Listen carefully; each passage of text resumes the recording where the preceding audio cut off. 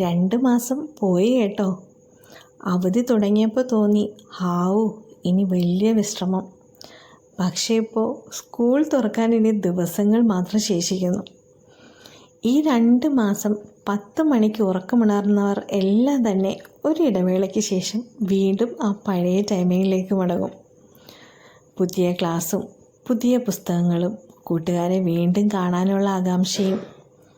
മറന്നുപോയ ആ താളങ്ങൾ തിരികെ എത്തുന്നു. മാഞ്ഞുപോയ ആ സ്കൂൾ ബെൽ വീണ്ടും മുഴങ്ങും. പഴയ കൂട്ടുകാർ വീണ്ടും കൈകോർക്കും.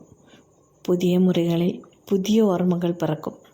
ഇതൊക്കെ പറയുമ്പോൾ നിങ്ങൾ വിചാരിക്കും കുട്ടി വളരെ ആകാംക്ഷയിലാണെന്ന്. ആകാംക്ഷയിലാണ് കേട്ടോ. പക്ഷേ കാർട്ടൂണിലെടുത്തത് എന്താ സംഭവിക്കുക എന്നുള്ള ആകാംക്ഷയിലാണെന്ന് മാത്രം. എല്ലാ കുഞ്ഞുമക്കൾക്കും പുതിയ അധ്യയന വർഷത്തിന് 1000 ആശംസകൾ നേരുന്നു.